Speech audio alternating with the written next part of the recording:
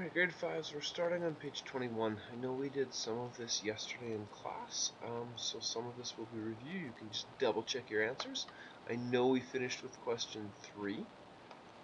Circling them here just real quick. Biggest, definitely biggest,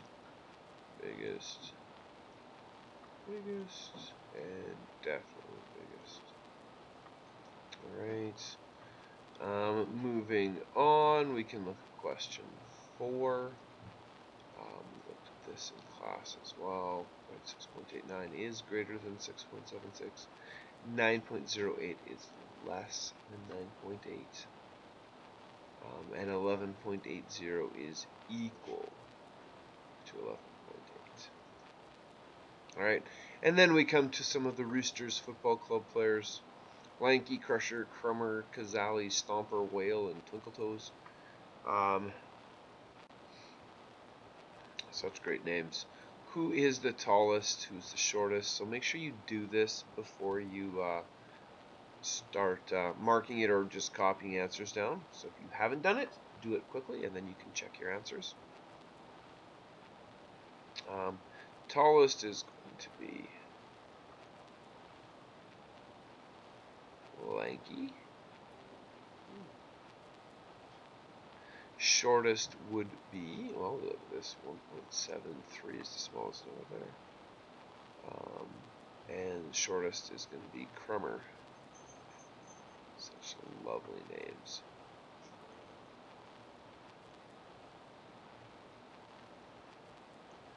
I put these players in order of lightest to heaviest. So Crummer, Stomper, and Kazali. So Crummer, Kazali, and Stomper.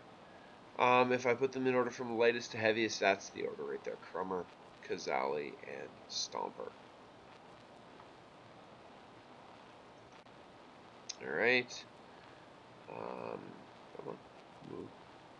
Moving on to see who are the two tallest players. Looks like Lanky is the tallest, and then Whale is the next tallest. Who would you least like to have tackle you? Don't know if I'd like any of them tackling me, but Whale and Crusher are definitely two that would be unpleasant to be tackled by, given that they are the heaviest, so probably Whale. Twinkletoes left the club before his height was measured. We know he is taller than Crummer.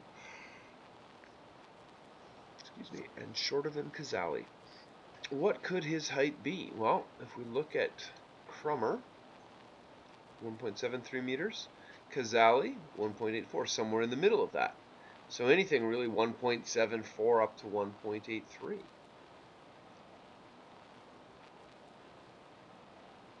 Which then takes us on to fractions, decimals, and percentages, looking specifically at percentages, although we are going to show how they're equivalent to both decimals as well as fractions.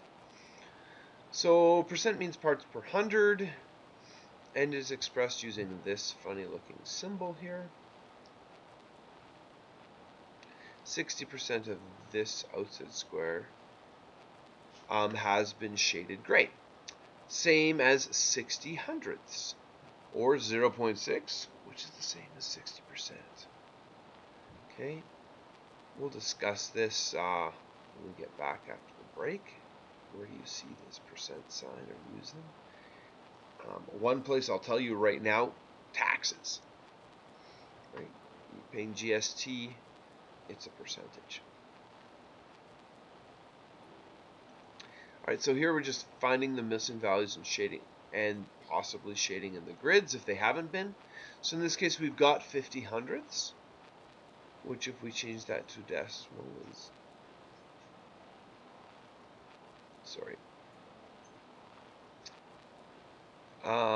lost my train of thought there.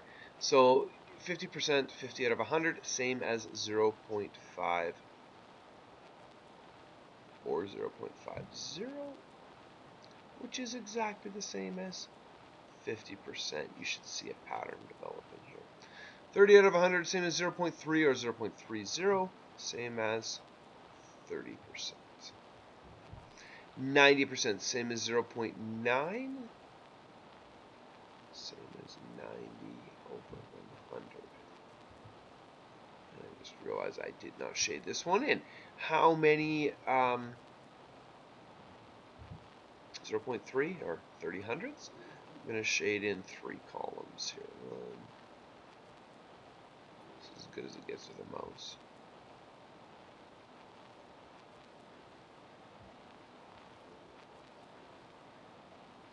Alright, so those 3 columns shaded in, and away we go. And then I'll let you do D, E, F, G, and H. Now, are these statements correct?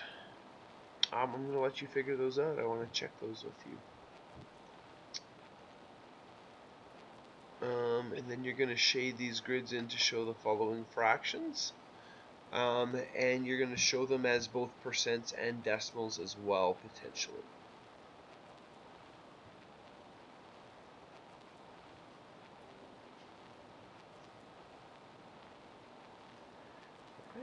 Alright, takes us on to number 5 here. Yeah, if I wanted to shade 50% of this, I realized, oh, that's the same as half. So I shade in half of it. 25%, same as a quarter. How do I, or 1/4, how do I shade in 1/4? 75%, same as 3/4. How do I shade that in? Okay, those are the questions we've got to ask ourselves. And then working your way up to this one here. This one here, you should know each of these little chunks is 1/10 of the circle. So if we're spending 25% on rides, we have to know and use a ruler for this. 25% has to get shaded. So I draw a straight line to the middle, which this is not. And then 10, 20, 1, 2, 3, 4,